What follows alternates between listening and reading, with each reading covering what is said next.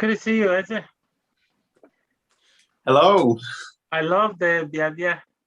Thank you. Yeah. So we're live now. Right. Okay. I know a few will be joining us along the line. Some will be watching us online as well. So, we okay? Okay. So please, yeah, thank you. I want to welcome you to IMASA Speaks. For those joining us online and on Zoom, those who may be watching us on YouTube, IMASA simply stands for the Irish Mission Adventist Students Association. It is under the Irish Mission Campus, Public Campus Ministry, that's a PCM. And this is a platform where we do have the uncomfortable conversations. We do bring up pertinent issues that affect our practical and daily lives. And we meet bi-weekly, so twice a month we bring up issues. So let me just say that while we are at this, please, if there are issues, some topics that you think are important to you, that you believe that you would like us to, discuss, feel free to drop it here, or you can even join our WhatsApp platform and drop some of these issues there, and we'll be more than glad to, plan towards that and have some panel or resource persons to also join us to discuss that. Tonight, we are so privileged to have some very special people with us, and tonight is not going to be one of the usual or a regular IMASA Speaks nights. Tonight we're starting a series that is dealing with some very difficult conversations. And tonight we are so glad that we have the president of the Irish Mission, Pastor Dan Seb, who is here with us, and we are glad that he made the time. And he has embarked on another project that seemed to tally very much to be in line with some of the focus of IMASA as well. And for those of you who haven't yet had the opportunity, we've promoted it here before. Please make the time, go on YouTube and watch the Believable Talk, the Believable Talks, the series there. It is fabulous. It's fantastic. And I just want to encourage you to do that. We will be promoting this a bit more as we go along as well. So we are very much aware that within the West, especially, we have gotten into the period of, we've gone beyond postmodernism. We are probably in the post-Christian times where, Christianity is no more in the center of, national discourse, in the center of families, in the center of homes. And we are not, and when I say we as Seventh-day Adventists, we are not insulated against this. We are noticing that a lot of our young people, when they go to college or after college or in college, a lot happens and we lose some of them there. The good news tonight is that we want to bring one of those issues up here and address them. And we have had opportunity to interview at least 5 people across Ireland, but especially it is also very special because tonight we have somebody who is on, going through an experience like this, and this person is prepared to be here present and to share their own experience with us. As a result, I wouldn't want to take too much time. I would want us to bow down our heads and pray, and then we'll go straight into listening and interviewing, and then we will give Pastor Dan, the president of the mission, the opportunity to also listen and share his thoughts, and then we'll take it up from there. So can we have a word of prayer, please? Loving Father, what a delight it is to be with you, especially this evening.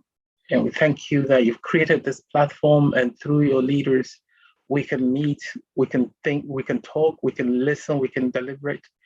But most importantly, we ask that you will dwell in our midst and lead us into all truth. And please, may the words of our mouth and the meditations of our heart be acceptable in your sight, O Lord, our strength and our Redeemer. In Jesus' name, amen. So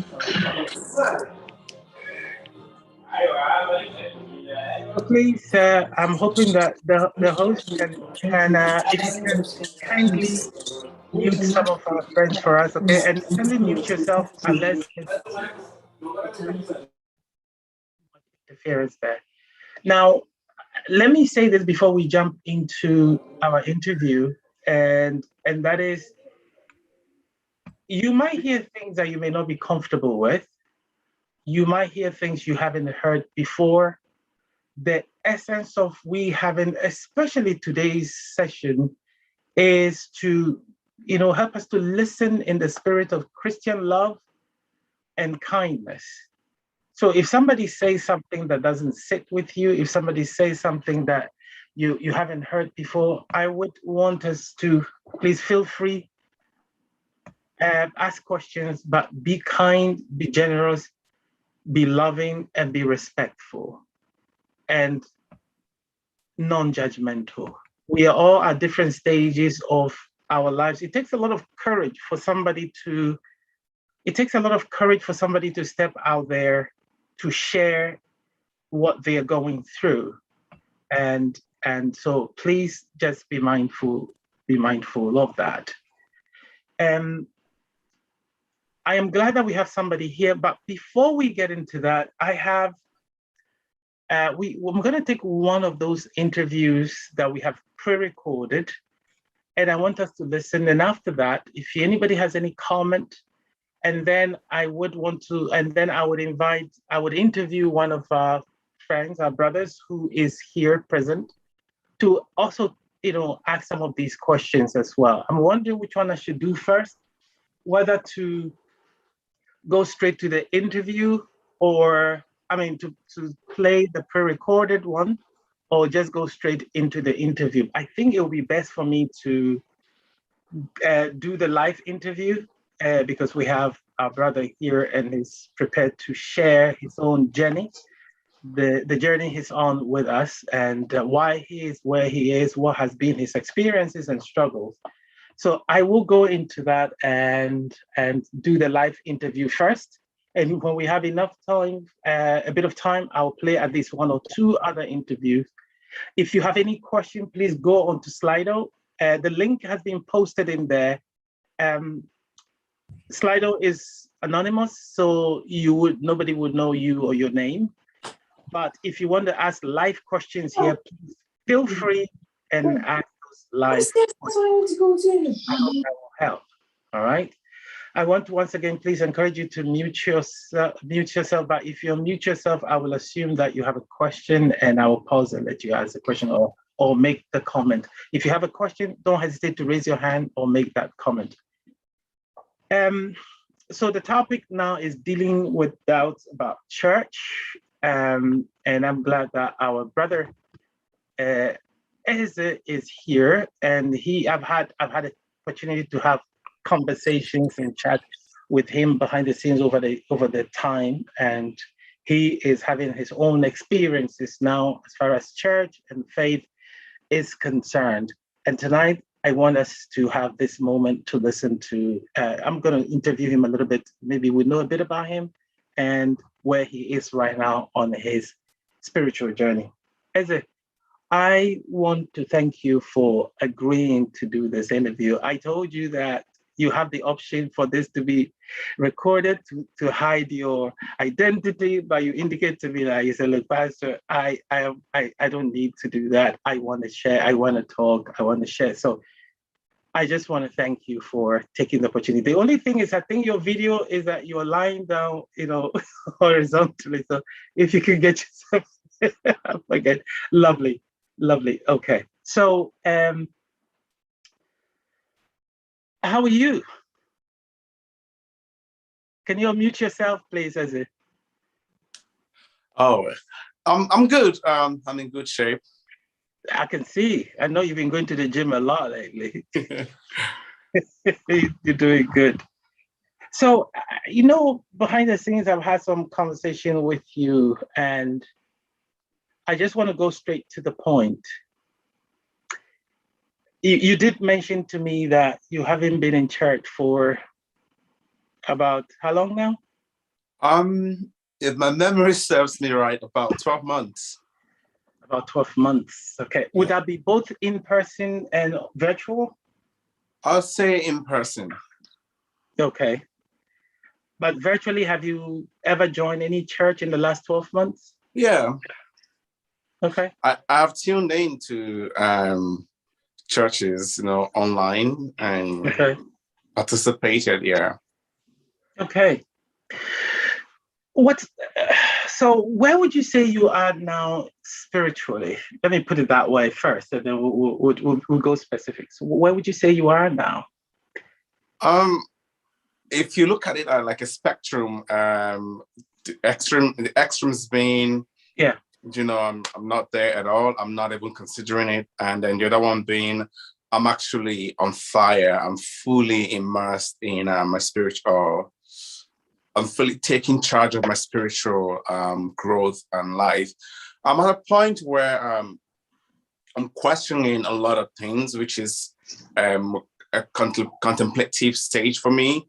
So things that I would have been used to growing up in a Seventh Adventist home, all I've known is do this, do that. And, often as kids or even as teenagers, we don't question, where we are told to do what we're doing, or where we do what we do Mhm. and don't do what we don't do. Mhm. So I'm at a point where I'm questioning a lot of things and using logic sometimes, using science the other times, and then of course, testing it with, the word of God. So that is the point where I am in just kind of picking out, what I think is right, which, Yeah. yeah. Yeah. Yeah.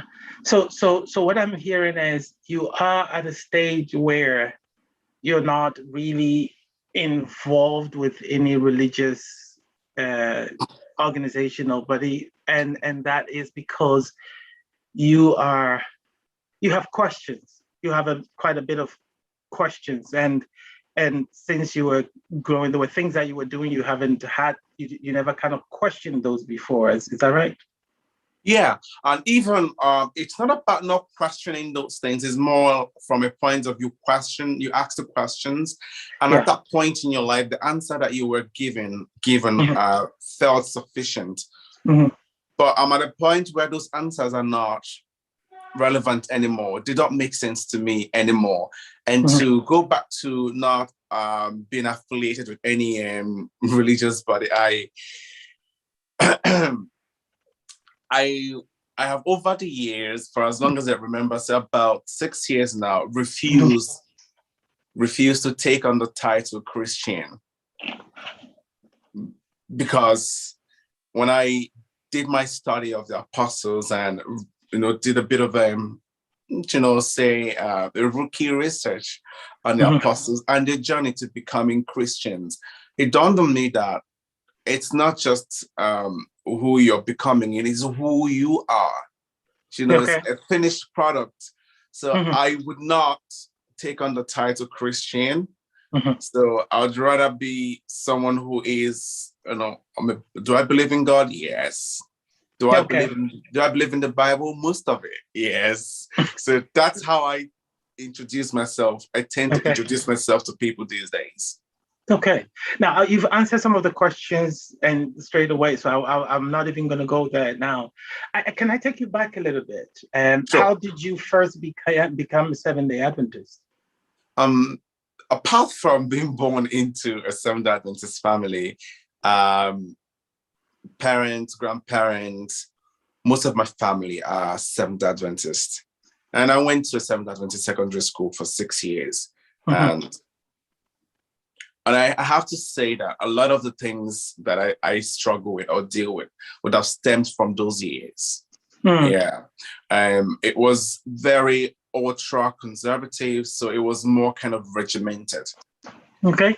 Can you So explain that away? I look at it and it feels like a lot of indoctrination or institutionalization kind of went in or went on there, where you were told to do stuff and you didn't know why, and you probably weren't given any reason, Hmm.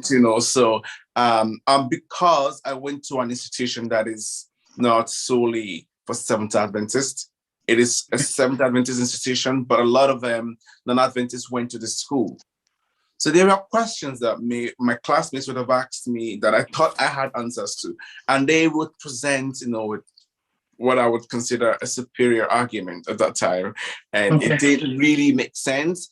So, anyways, a lot of the issues I have or questions I've been asking myself would have been questions that would have originated during those 6 years I spent in that school. So for me, becoming a Seventh Adventist did not just begin with me being born within a Seventh Adventist family. It was at the point where I realized what it meant. And what would that be? Well, what being a Seventh Adventist meant, keeping observing the seventh day, Sunday to Saturday, observing the seventh day, and of course being hopeful and believing in the second advent of Jesus. So I realized this for myself, and this was after I had been baptized. So so you see, the problem is I was baptized during a mass evangelism in the school. Okay. At what age was that? I just turned 12, so 12 and 2 months. Or 12 and 3 months. So I had no preparatory classes and there was no follow-ups. Are you getting my point? So it was more of a number issue. So I'm still like a nominal or kind of a numerical member. Mm. That's how I consider myself, because and you look back and you're like, this wasn't done properly. Right. Because there had to be that mentorship, that discipleship, someone you would have been attached to, a mentor sort of, to help you in your spiritual journey, to actually follow up on how prepared you are to take the decision to be baptized, make you aware of what it means. I did not get any of those. Can I bring you back to maybe Ireland times? And by the way, colleagues, if anybody has any question, you can put that question down for Eze. I may not be able to ask. Eze, I want to. From when I got to know you a few years back, I know you've been very active in the church here in Ireland. You've been a key person with the young people and all of that. Quite a number of them sort of looked up to you and because they admired the way the role you played in the church and all of that. What happened? I know that from what you've said, there has been quite a bit there. Maybe there has been the foundation you had, maybe it wasn't very tough, but you're also telling me that you grew up from a long line of Seventh-day Adventists, maybe your great-grandparents and all of that. You went to an Adventist school, and then you were playing a very active role here in the church here in Ireland as well, until maybe much recent. And I think people seeing you tonight will be surprised. They will be shocked to be hearing this at this stage. How did you get here? What happened? Did something, trigger this or fast track this journey you were on? As shocking and probably disappointing to some people as this may be, this is probably, I would count this my third time, slipping away. Because the first time it happened was in 2016. I had just finished my bachelor's degree and moved to Dublin. Mm-hmm. So there was that sudden separation from church. I was doing my master's and I was working full time. So I began to ask questions about my faith, and there was no communication, no physical contact with people from church. So when I had a depressive episode in 2016, I ran home to Nigeria to Mhm. be with my family because I thought going home would help me, tap back into my roots religiously and socially, and that would help ignite something in me. But I came back and I felt worse off. Mm. But somehow, before the end of 2016, I was able to find, my footing again. I was able to, I would say convince myself. I found answers to some of the questions that nagged me that period. So I started going back to church and eventually moved to Limerick, where I had to work on Saturdays. In my line of profession, it's very rare not to work on Saturdays. I'm a pharmacist, for those of you who do not know. So in healthcare profession, Yeah, absolutely. especially in community pharmacy, you have to commit to work at least one Saturday or alternating Saturday. So I did that. So when you work 45 hours every week, it does something to you. Mhm. So I was questioning. At that time, I was holding out, asking for a job that would not require me to work on Saturdays. There was nothing coming. I wasn't going to leave, without a job. So that was one of the things that really pushed me out the second time. But when I left Limerick and moved back to Cork, it was at a very pivotal time in my life again. So reconnecting to church felt like the natural thing for me. It felt like home. I came back to Cork. It felt like home. Yeah. So this was the point where you met me, where I had just come back to Cork, and there was this, finally, I can feel this again. It feels good to be back. So Okay. I re-immersed myself into church activities, and it took a lot of them. It distracted me in a good way. I had a lot of work to do, and Yeah. at that time I was running a program in UCC. It distracted me positively. But what I found then was I was doing all of these things which I enjoyed. Yeah. And then there was a lot of attention that came with it that I did not want. What do you mean? So people looking up to you and you hearing parents say, I want my kid to be like you, you know, Okay. they will even say this to you, or they would tell you to help talk to their children. It was getting to me because I had to look inwards, and I knew that I was hanging on a thin thread. I could barely put myself together because every time I was out there, I just said, if only these people could see through me, they'll see the mess I am. So the pressure was getting to me, and then COVID happened. So it made it very easy for me to kind of walk away from physical church, and I haven't looked back since then. Yeah.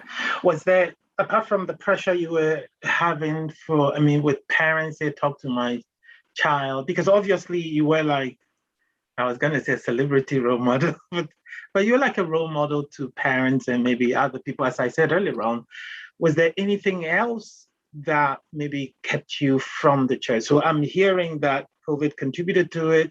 You were having your own struggles, getting in there.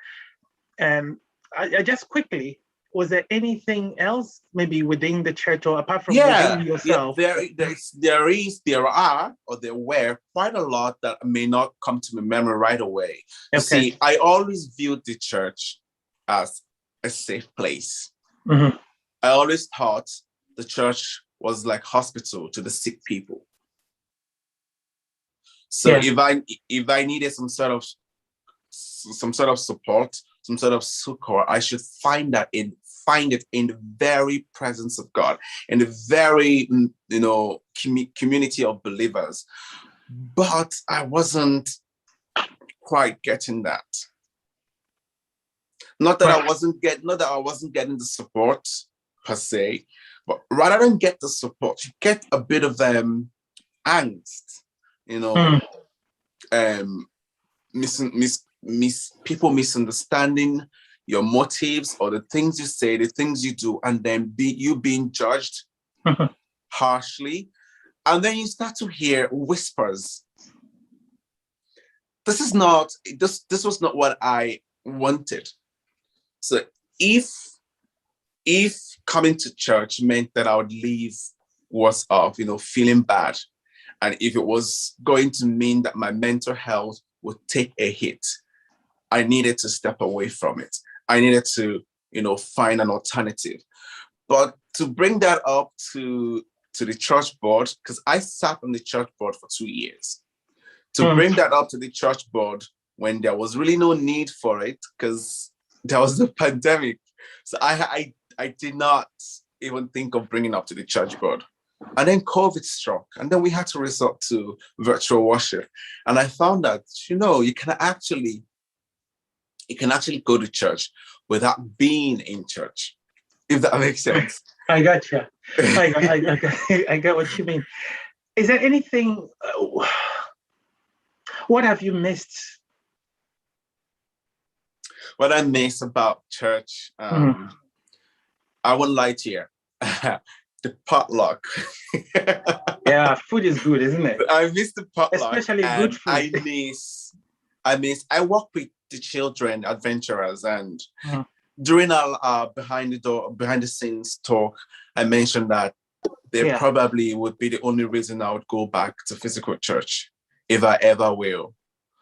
Yeah. They probably will be the only reason, because I did not imagine myself working with the kids. I was just recruited as a volunteer, and then something happened, and the little kids loved me and I loved them, and they were able to teach me things about myself that I would never have known I needed to learn. So that experience it's still that experience for me. But I feel I've been spoken to in tones that I should not be spoken to. It's just blurring the boundaries.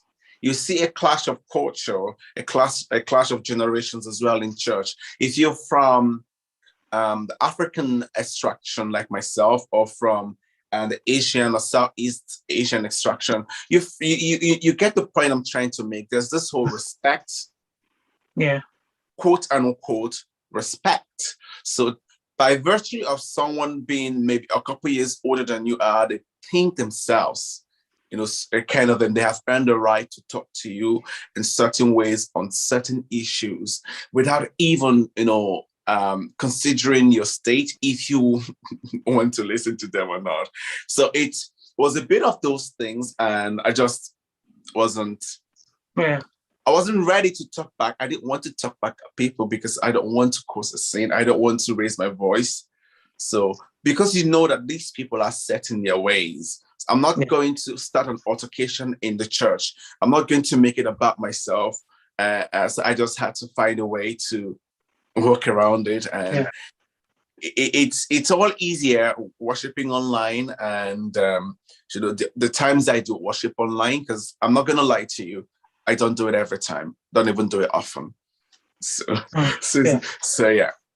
I'm just going to ask you the last question, maybe for a brief answer, because we want to also make room for others to either ask questions or contribute. So if you have the opportunity,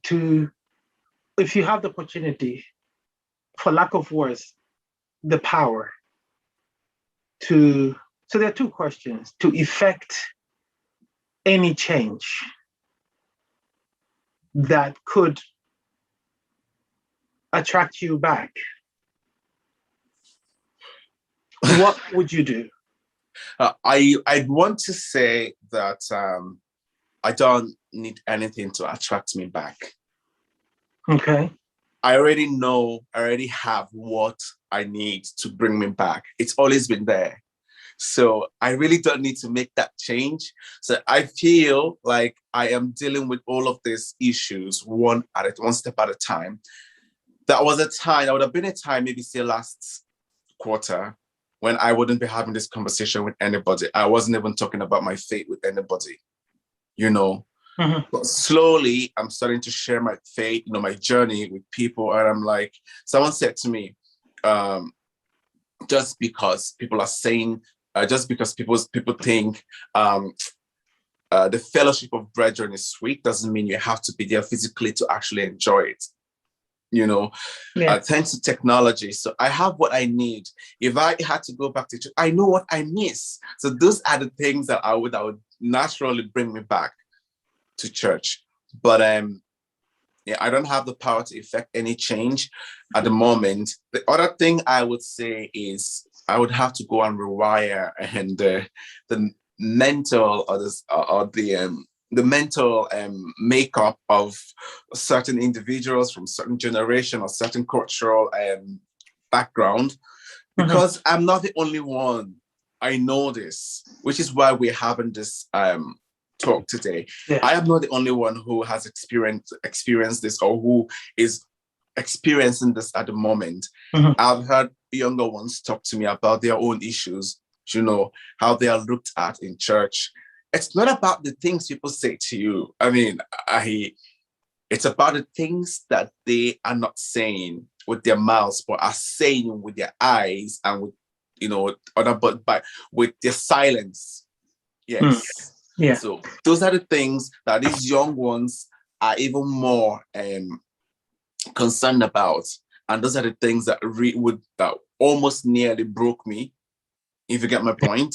Yeah. To a point where I remember I said to you, was it 2 weeks ago? Like, I think I'm at a point of no return. Like I've crossed that point of no return. Like it feels like you said that. Yeah. That was the phrase I used, because it feels like the more I think about it, I want to go to church physically. I'm like, so and so instead of hurting myself and maybe probably pushing some other person to sin, let me find an alternative so we can all not sin. That's that.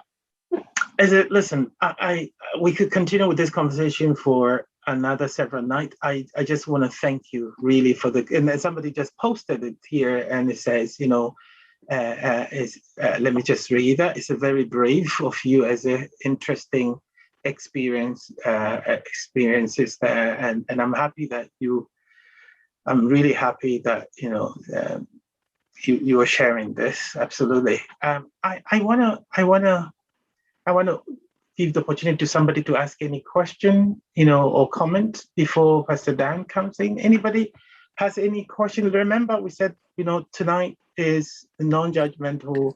We want to listen. We want to hear. It may be uncomfortable conversation, but if we want to fix anything, we need to be prepared to listen first, to understand, and to know where we could be better. So any question, any comment yet? Anybody got a question? Yes, I see a hand. I see your hand up. Please unmute yourself. Thank you. Yeah, thank you. Thank you, Pastor Greg. And once again, thanks, Izzy, for sharing this.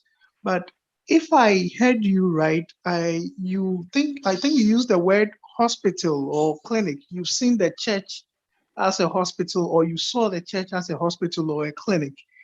Can you throw more light on that? What you meant by that, if I heard you right? Okay, so I'm going to take you back to, I'm going to use Jesus as an example. He did not come to save the sheep that was already in the fold. He came to save those who were lost. Parable of the lost sheep. So I think the sick people are the ones who need the hospital. They don't see healthy people in the hospital except they're working there. You get me? So the church, the community, the church is a place for people to go because they're seeking that physical connection with people who share the same belief with them, and they find that place to be safe for them, that they can unburden their hearts without anyone judging them. But I tell you what, try that, and then you will hear whispers of whatever you like. It's not, I'm not saying everyone in church, spreads, rumors or tell stories, but yeah, it's just what I have experienced. So I found that I wasn't getting that medication that a sick person, or the care, the nurture that a sick person would get in a hospital. Because people, again, when Pastor Greg said they looked up to me, that was the problem. No one saw that I needed, to be fed. I had my own needs too. Yeah. So everyone assumes that just because you're active, to get me, they want to throw on more responsibilities at you until eventually you burn out. So the healthiest patient is being given more responsibility. No, the supposedly healthiest patient. Exactly. That's it. Yeah. So this is IMASA Speaks. This is where we deal with real people, real issues, and look for real answers to deal with it. I'm gonna invite Pastor Dan to come on board. Do we have any questions or any comment before that? We have listened to Ezra, and that is courageous, Ezra. I really respect you so much for that. We have a short interview. It would be good to hear from a lady. Wouldn't that be good? A lady, a short interview about a young lady. Eze is, for among all the people, Eze, with all due respect, Eze is the oldest among them. Okay, so we mean that we're dealing with 23, 20, 21, and the others. And in our subsequent sessions, we're going to play some of those interviews as well, because we may not be able to play them. And we're looking for people who are also struggling with their journey to come on board and to share with us. It is an uncomfortable conversation, but it is helpful.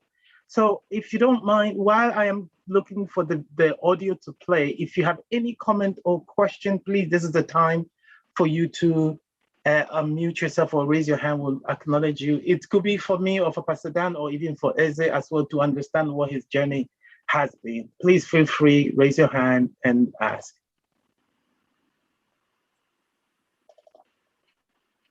Oops, sorry. 1 moment, forgive me.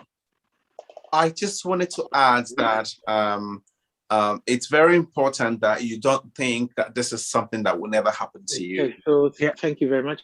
Sorry. And it's not a one-off incident. Like I said, it's like my third time. I'm probably the longest and the most severe experience I've had. So it feels like you go back in and you go back in the second time. It's like, I have it all fixed. Mm-hmm. No, you don't have it all fixed. So I was saying, I said to a friend today, I like to speak to people in the way that they understand. And this friend likes for you to speak to her using biblical messages. Yeah. And I'm not at the place where I talk to people in biblical messages, but I had to, find it. So just because one is struggling with their faith doesn't mean that they have backsliding. Because this is being recorded. And sorry, forgive me. That's me trying to get the audio. Please go on. So the first question: are you currently attending any church? No. Okay. Are you an immigrant? No. Okay. What's your age? 21. Okay. Are you a male or female? Female. Are you married, single, or divorced, or in a relationship? Complicated. Okay. Are you a graduate or in college or you're working? I'm graduate. Okay. So would you say, for your home background, would you say you're born in church? Yeah, I was born into the church. Okay. And how long were you in the church? 16 years. Mm-hmm. What made you leave the church? And what happened? I think when I went to college, I just went a bit wild and I left the church. There was no specific reason. Like, I didn't leave church because of anybody or anything. There was no specific reason why I left the church. I just left the church to just trying to find myself and figure myself out. Then when I tried to go back, that's where the issues were. Okay. Yeah. Would you still consider yourself a Christian? Yeah. Okay. What were your expectations about church, like growing up?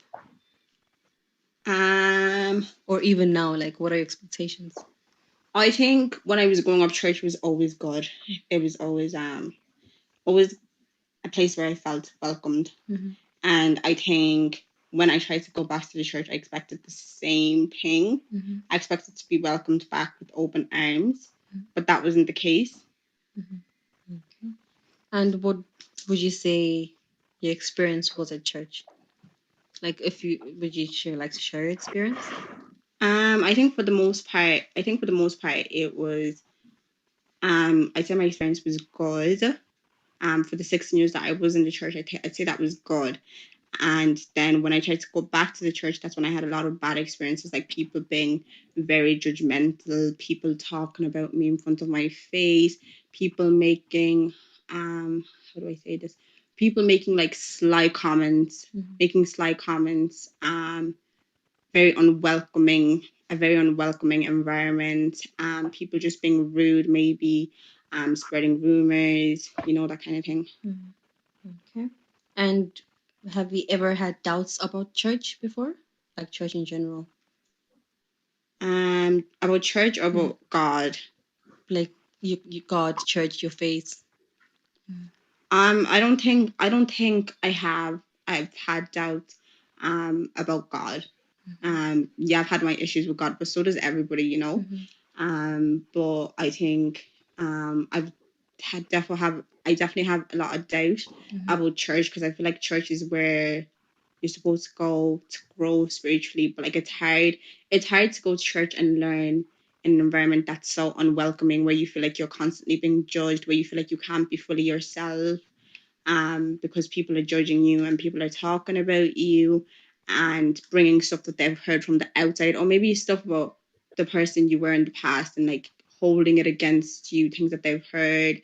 And so it's hard to learn in that kind of environment, because even though you're trying to change from your old ways, it's kind of like people are still bringing that side of you back and judging you from that old side of you, or even things that you're not adding to it, even nearly like making it like sound like it's so extreme. Do you know what I mean? Okay.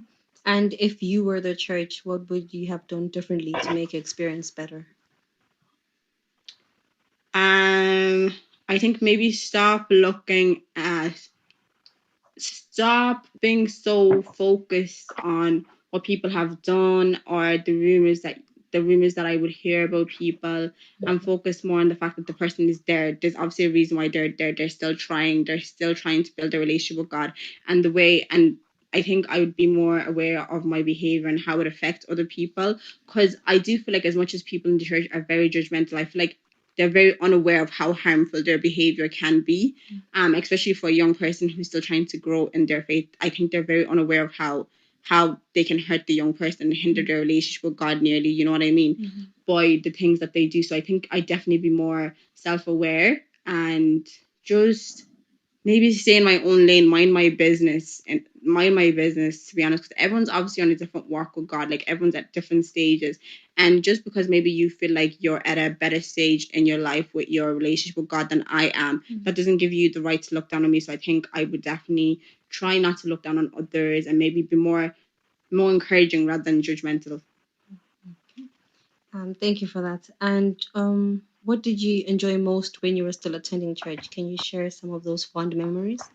I just think, for me anyway, I just enjoyed the feeling of being around other people that shared the same beliefs, the fellowship meals, the youth days out, the camping. It was just all so like accepting, and it was just such a warm environment. And I feel like that's what I miss the most about church, how warm it was. I feel like now the vibe is nearly like so cold, very, very cold.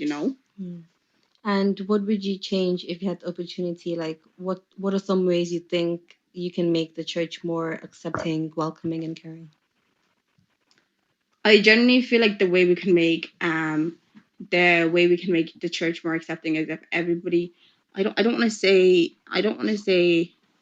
minded their own business, because like it's also nice to help other people that you feel like I like need, like, as I don't know, I feel like maybe it's nice to help other people that are still growing in their faith and be more encouraging and stuff. So I think what I would change definitely is, I don't know how I would do this, but definitely make the atmosphere warmer and more welcoming in the church. I don't know how we could do that, because in the old days, like, the atmosphere was just so good, so welcoming, and I felt like I could be my full self. Whereas now I feel like when I go to church, I nearly have to put on a mask and pretend to be something that I'm not, in order to be accepted. And even at that, you're still not accepted. Okay. And what would attract you to come back to church? Like, what would make you consider coming back to church? I feel like with the church, there's like a lot of hurt. So I don't know. I feel like, and I don't. Then again, I don't know.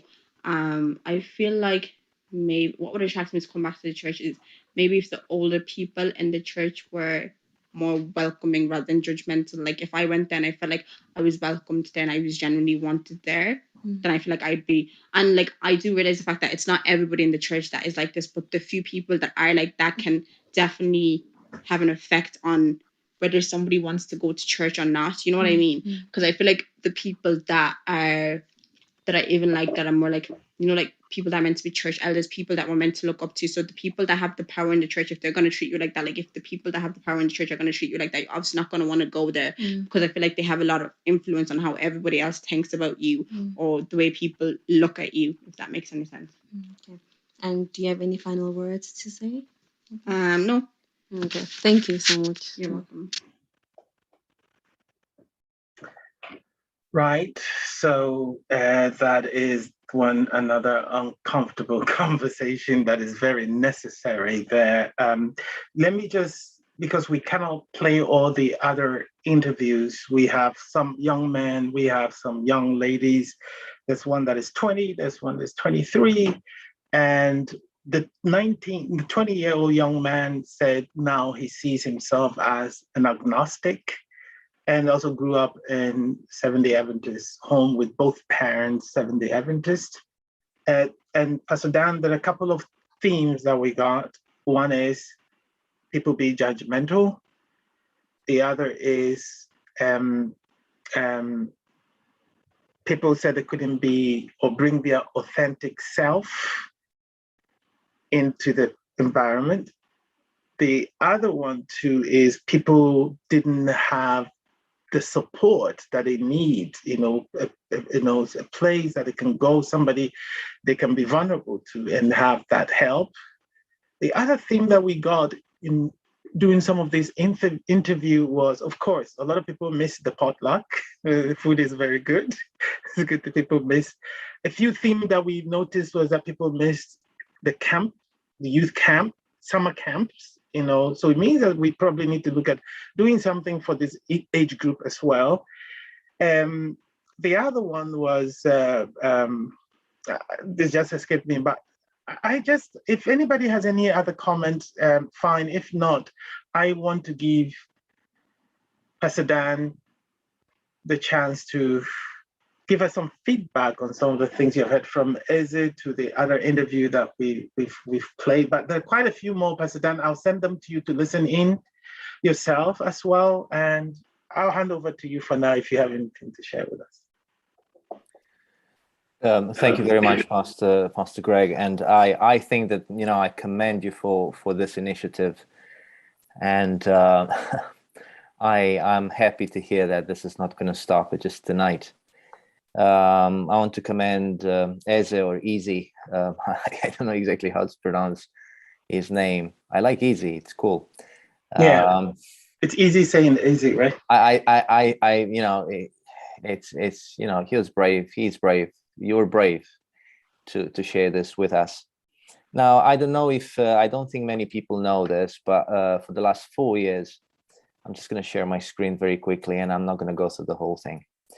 For the last 4 years, I've been busy with research, because I truly believe that as far as the youth is concerned, as a church, we need to do our utmost to protect them and to help them along. And this is a study that I've conducted with second generation immigrant youth from Dublin. A series of interviews, focus groups, and in this document I have the findings, but I'm not going to share that with you tonight. Maybe another time, because I think that I want to first of all, Easy are not alone, and in this particular study, I just probably am going to go. I'm not going to share my screen, but just go and read some of the things that. Dan, you're muted. Sorry, I muted myself. some of the things that some people have said, some young people have said, and these are the studies being conducted with young people, Adventist youth within the within the Dublin churches. So this is our own young people. This is not just research, theoretical research from books from, the United States or somewhere else. This is what our people have been saying. And these are some of the comments. These are just some of the comments. Actually, let me preface that.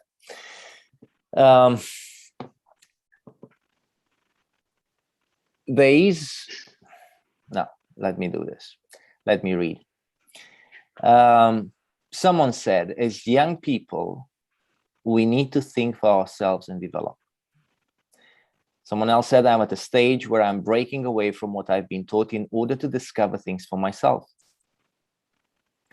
Someone else, it's a push and pull. My parents are telling me one thing and I want to believe in God, but I also want to be with my friends and not feel odd and singled out. Someone else, the internet has made me question a lot of things I have been taught. I've been brought up with the belief that questioning what you have been taught is something you shouldn't do. I'm trying to find my own path. Someone else dares to ask, would I be an Adventist if I wasn't born in this? Would I choose it for myself? Is it for me? I'm in a space where I want to forget what I was brought up in. I want to choose it for myself. And no, it wasn't decided for me when I was born. And I could carry on. So one of the things that's absolutely evident is that there is one developmental stage within a young person's life, which as a church, sometimes we ignore to acknowledge. And that is that of figuring things out for oneself. This is a safe forum, right? So I'm going to speak from the bottom of my heart, not necessarily as an administrator, but as a pastor. I have a fear that at times we may be practicing indoctrination instead of discipling. And I'm afraid that within many churches, there isn't a buffer, there isn't a safe space for young people to mature, and as they mature, to figure things out for themselves about life, about church, about God, about their relationship with their parents. And because there isn't the safe space, there's guilt, there's shame involved in it, when it should be regarded as something absolutely normal, necessary, even important. I think that if our church were to have a majority of individuals whom, when they went through the experience of conversion, have truly discovered things for themselves and have taken ownership of that which they believe as a result of a process of questioning, as a result of a process of searching.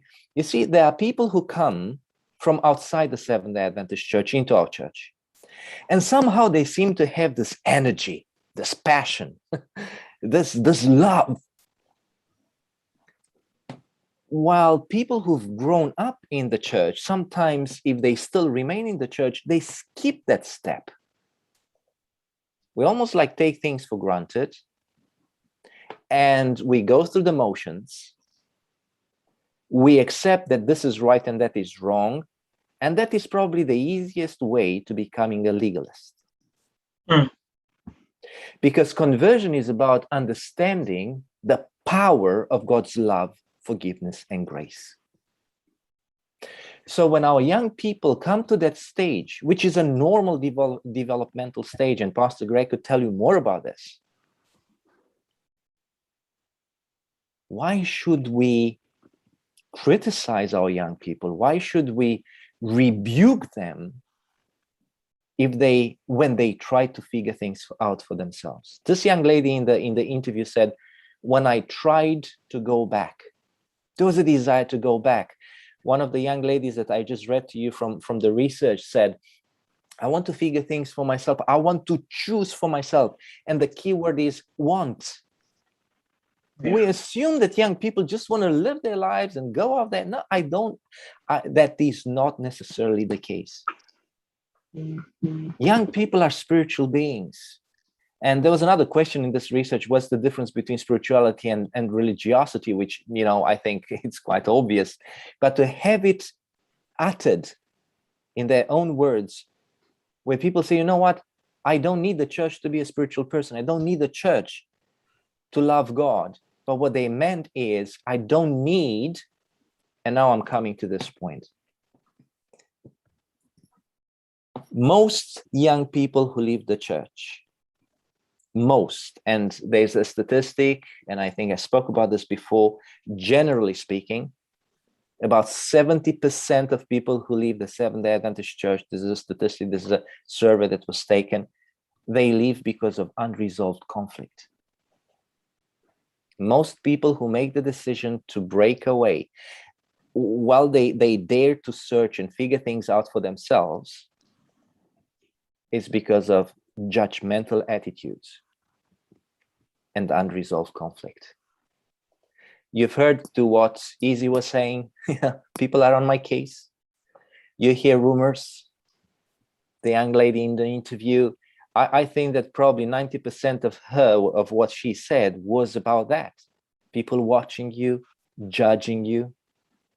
And this phase, this stage of figuring things out for oneself, as I said, is necessary, it's important, but it's also a very vulnerable stage. And if young people don't feel accepted, if young people don't feel supported, and if they don't feel that there is a safe space, a buffer to absorb some of this negativity and to absorb their rebellion, to be patient, to give them time to figure things out, relationship-wise and so on, then they're just going to pull away. There are three factors, Pastor Greg, you're talking about. I'm just trying to simplify now.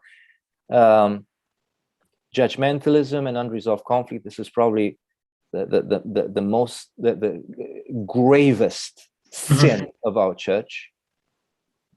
Number two, young people do struggle with doubts. Going to university, they are exposed to different things, the scientific paradigm, and some of the things just don't seem to make sense.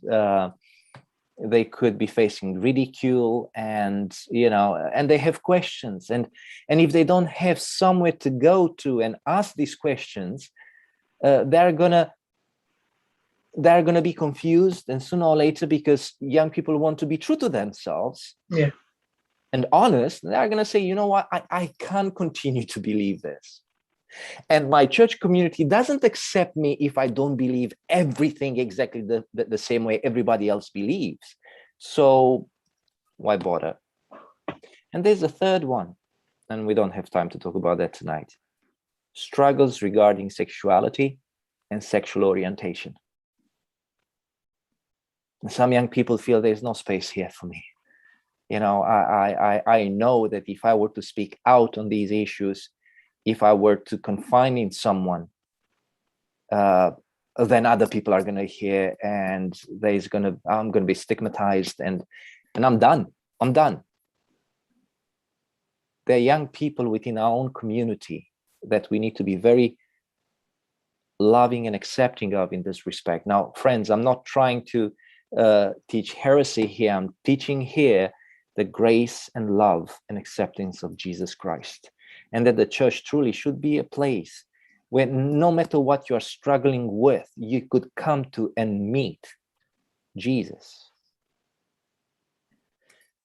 The question is, how do we create that safe space, that buffer? How do we create that in the church? How do we create that where young people find support, where young people are prayed for instead of judged when they make mistakes? and where there is active mentorship and lives of integrity that are being lived. Listen, life is full of surprises. I mean, in my own life, I've encountered things I never thought that would come my way. And doubts come into your mind, and things happen. And then you have to truly ask yourself, am I in this? What am I in this for? Who is God to me? And who am I to him? I'm going to close with this. Just a personal testimony. I had just finished college, and back in South Africa, I was sent to what the president of the conference at the time told me in his office. Then you are going to the pastor's cemetery. That's what the district was called. That wasn't the most encouraging encouraging words. I was a young man, got married very young, lots of challenges that came our way. And I began to doubt big time. I began to doubt my calling. I began to doubt things that,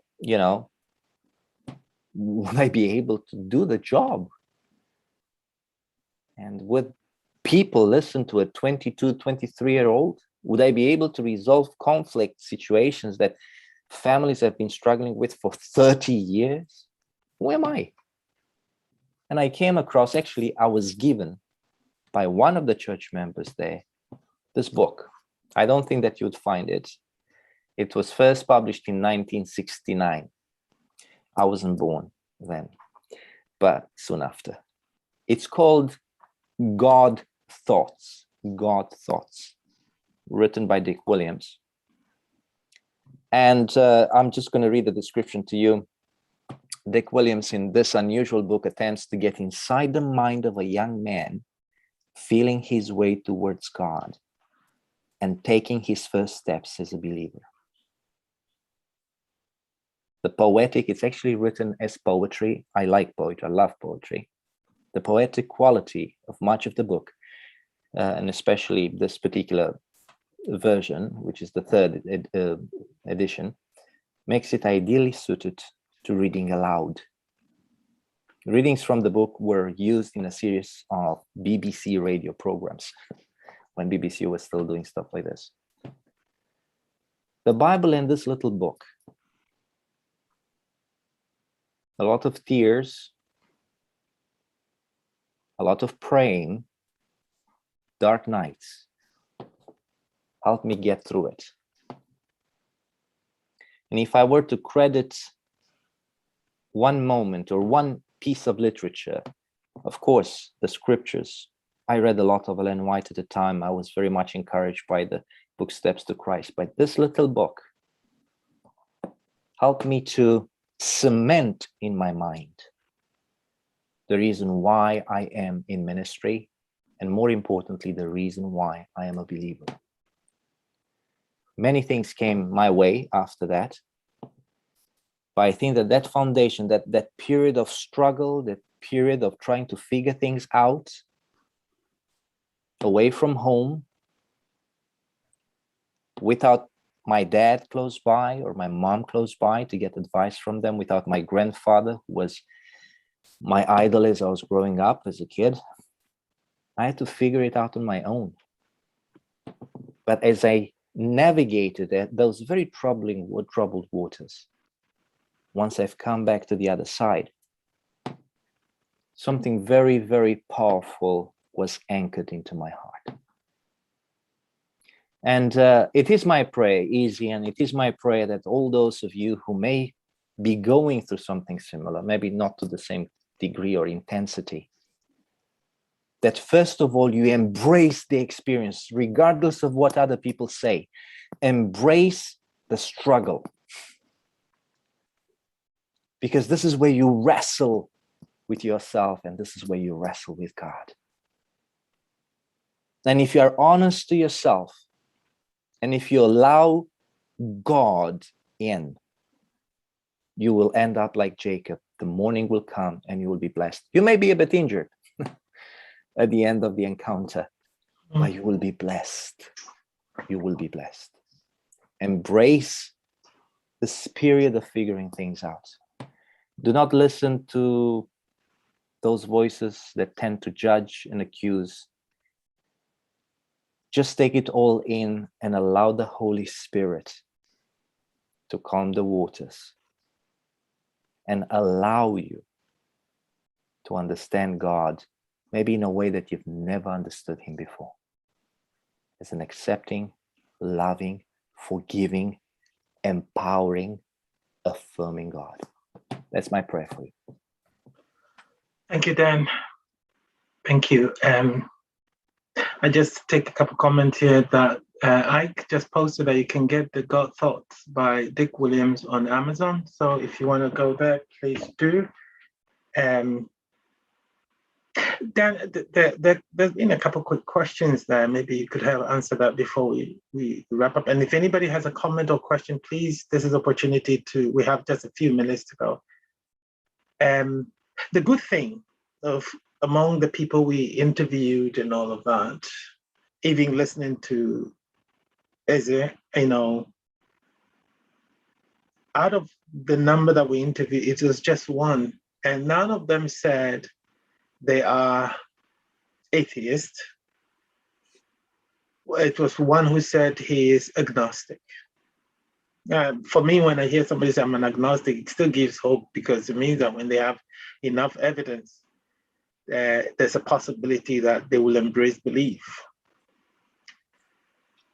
Almost every young person that we spoke with had indicated that they still have faith, still have belief in God. So for me, that is some hope. But the general theme has been that, you know what, I don't need to be in the church to worship God. I just want to find out, now I'm just echoing a couple of the questions that we had there. What does Irish mission need to change? I'm talking about leadership, because it sounds to me there's a sort of vacuum, in terms of pastoral care or something like that. Some go-to person in a safe space where, young people in our midst could do this. What in your opinion does Irish mission need to begin to do or to shift in order to really be present and to have unconditional positive regard, non-judgmental listening to our young people? Pastor Greg. Before Dan comes, yeah. I'm just going to say this quickly before I run out. I want to say that IMASA is doing a lot.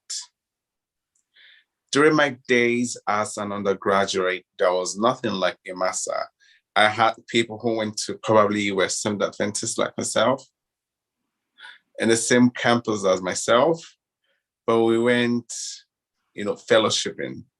So this crop of young people, you should count yourselves really lucky, because you don't, even without being there physically, you can connect. You do know that you're not alone in the struggle on campus.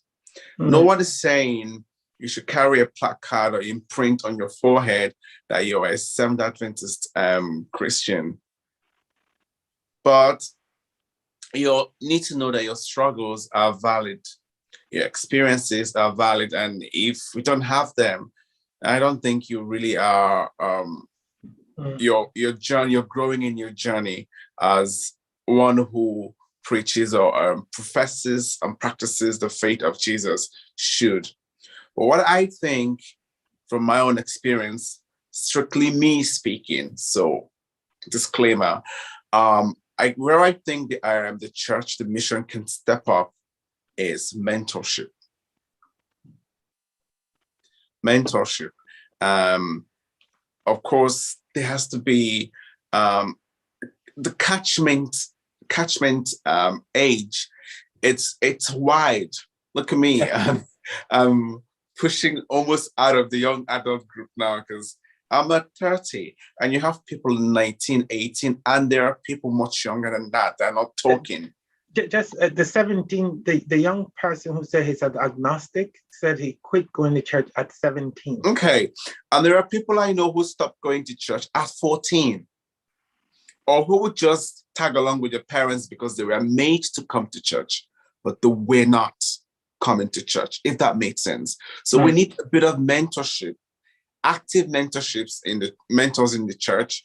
So you look at young people, look how they're going, how they're kind of progressing through the ranks.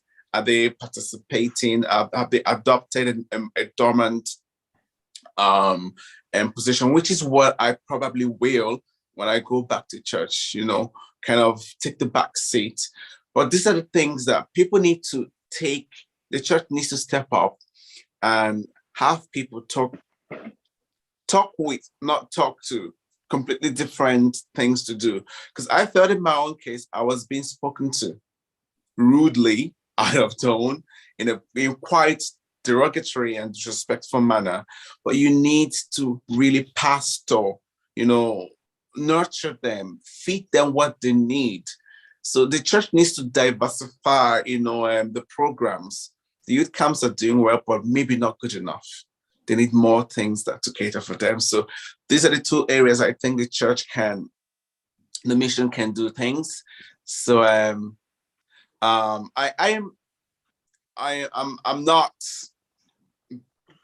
a church-going person. I have to be said, where I am now, I'm happy enough. I log in on Saturday mornings and I enjoy my worship and I go back to, the rest of my activities. But perhaps there is still hope. You never know. I never said I wasn't, again, I don't use the term Christian, but for the sake of this conversation, I never said I wasn't a Christian, but you get my point. Yeah. So the church needs to do something. And it's good that this conversation is already started. And I am more than happy to share my experience, to tell my story with people. And you are not alone. Your stories, your experiences are valid, but you need to talk to people about it. So thank you, and I love the fact that anytime you and I connected, you were ready to open up and talk, and I was happy even with your readiness to come in this forum to share as well. I just want to say a big thank you, even with those suggestions there. I see IMASA hands up, and IMASA, can you say what you want to say before going on like you don't know Samari. Anyway, no, I just want to say, again, like enough respect as your story hits different because obviously I'm part of it, and the relaying your story, I obviously didn't know what's going on in the background in your own life, but I'm glad that it was orchestrated that I was able to meet you when you were on one of your up periods, because I consider you to be a genuine friend, and like that's not changing. So another thing, actually, I was actually having another conversation with somebody completely different, and talking about their journey about leaving the church and coming back, and it was very interesting. Like the reason why they came back, it was because someone came down to them with a Bible study. It was just like genuine friendship. So I'll leave it there. Yeah, thank you. I just take this quick comment and then hand over to Dan. And if anybody has any question or comment, please let us hear it. It might just help somebody, okay? Let us just hear it. You can type it, you can send it to me privately, or you can just raise your hand, unmute yourself and share. But there's a comment here that says, I see another problem in the church. I see another problem in the church is that they pay attention to the children and adult and leave the young adult and students in the gray area. A lot of work needs to be done. Sorry, my laptop is just misbehaving here. Forgive me. Can anybody finish that for me? Okay, so it says a lot. Omari, can you read that for us, please? I can read it for you if that's all right. Okay, sure. A lot of work needs to be done in the church if you want the youth to continue to be in the church. It's not easy when the church just ignores the struggles the youth go through. These are the many reasons why people are pulling away. It's like no one cares about them. A lot of action needs to be done. It doesn't end with just talking about the problem, but act towards fixing things. So thank you very much for the comment, and also Izzy, everything that you've said has been noted. And I would like to start with how Izzy prefaced his last contribution. I think that what is happening here, and the kind of conversations during the pandemic, the kind of conversations that you've had on this forum, is a great start. It is a great start. Imagine if there was no IMASA, all right? Where would you have a chance to actually speak about these things? So it is a great start. I'm sure that some of you have heard of the Outpost Youth Project. Now it kind of like stopped in its tracks because of the pandemic, but that is exactly the reason why this project was started, and it will continue. It will come back in force and in partnership with IMASA. Yeah. The whole idea and the premise of this project is to actually create that buffer that I was talking about, to create that safe space where young people can come together, socialize, talk about these things, engage, witness, minister, serve, do outreach. And now I'm going to say something that I pray that I will not be misquoted. Well-established churches. Let me start with this. There is need for a lot of education. A lot of education about what young people are going through and how to become, someone said, more welcoming and less judgmental as a church. But it takes a lot of education in that respect. And unfortunately, some of the already established congregations are very set in their ways. Structurally speaking, leadership-wise, one of the things that in the research young people say, we want to be more involved, but don't just ask me to take up the offering. I am a leader where I am at university. I can do more than that. Why don't you make more room for me to also share in leadership, even if I make mistakes? So there is need for a lot of education and discipling and mentorship within the churches. But until we get to a point where the churches themselves truly become a safe space for young people, I'm afraid that this has to be an outpost. And now I'm using the word, as per definition. There has to be an almost a physical space where young people get together, where they are guided and mentored by people like Izzy. Okay, Izzy, I'm trying to rope you in. Who says, guys, I've been through this. I am, and you know what? By someone like Izzy, who doesn't necessarily need to feel the pressure of being in church and serving as a deacon, but just being somebody's buddy, being someone's companion on the journey of discovery, of self-discovery and of spiritual discovery, a space where there is less sermonizing and truly more feeling that we belong as brothers and sisters, as children of God, to the same Father who loves and accepts us. All right, Pastor Dan, then you are going to have the outpost in Dublin. What about us in Kilkenny or Newmarket and Fergus? The plan is for this concept to be copied, if you want, by means of home churches or home cells, where the same principles applies in different locations, and from time to time people come together. Don't get me wrong, I'm not saying we need to get the young people out of the church. No, the young people will stay. We want them to stay in the church, participate in the services and so on.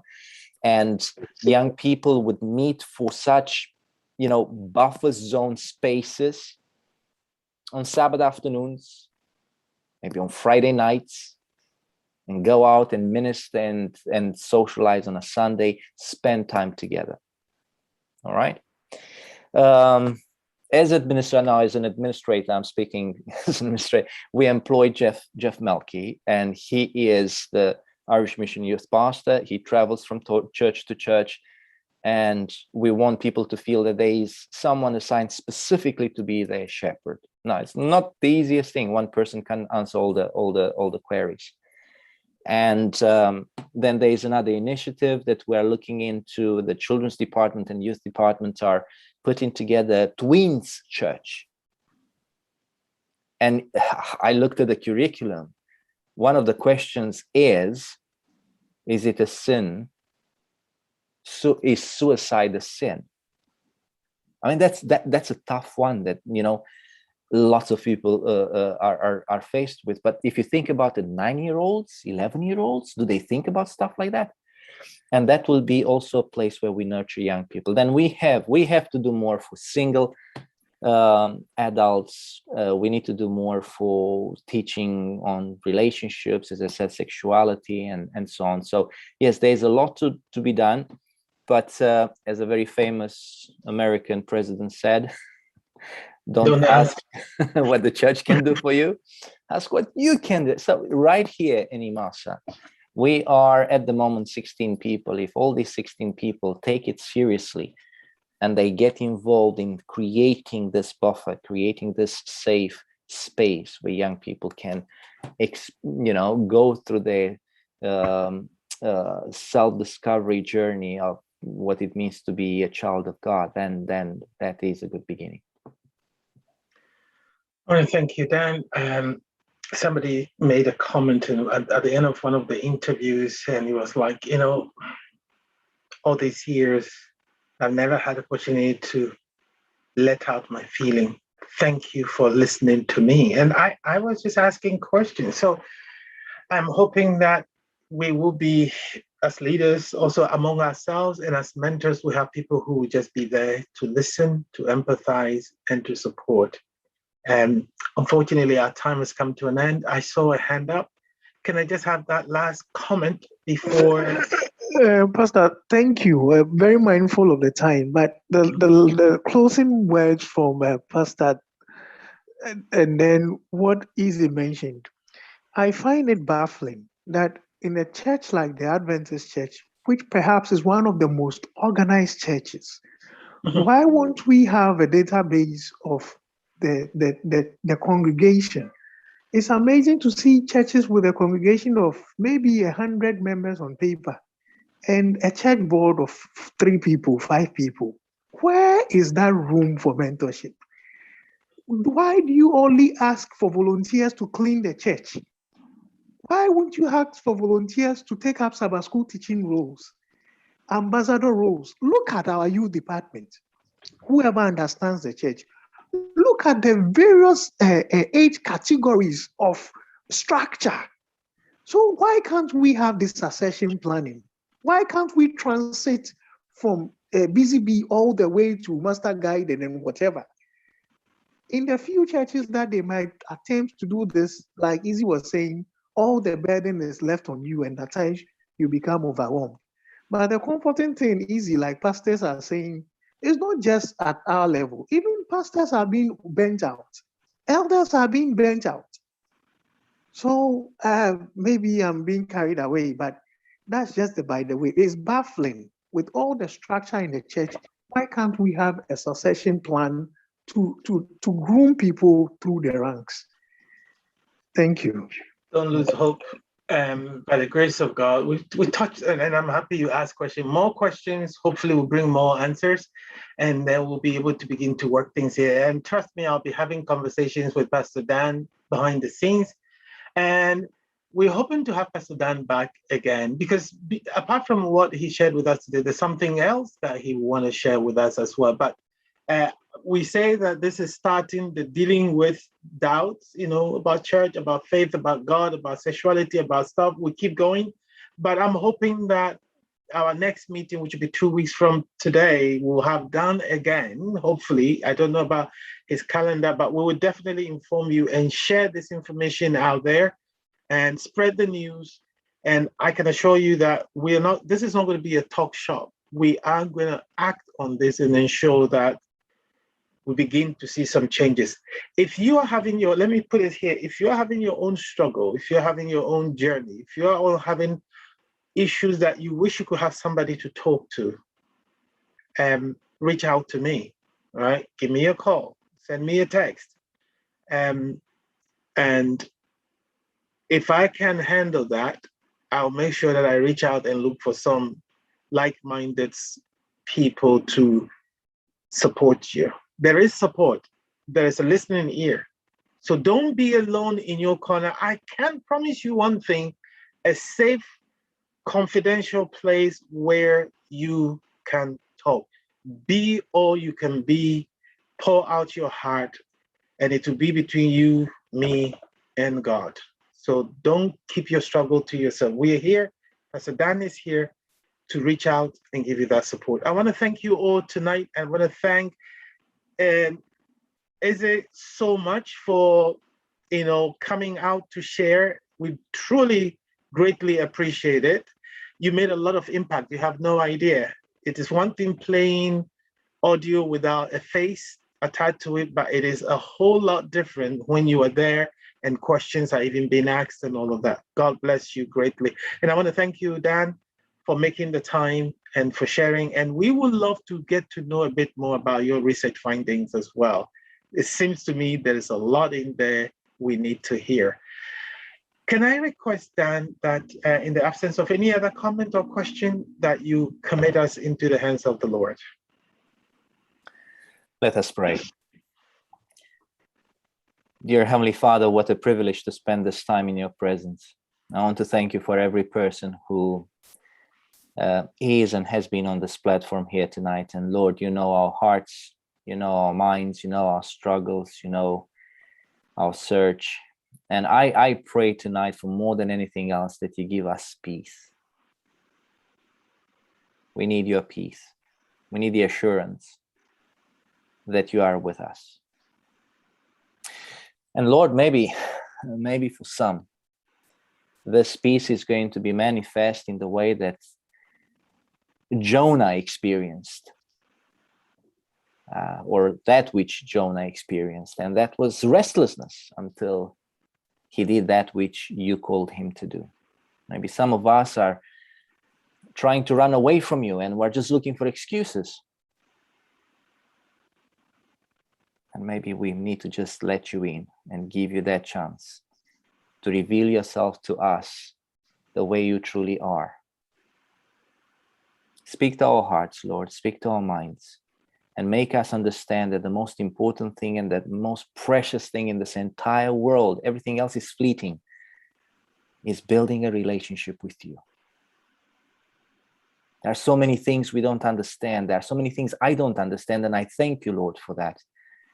Because then that leaves room for that which cannot be understood, and that qualifies who you are.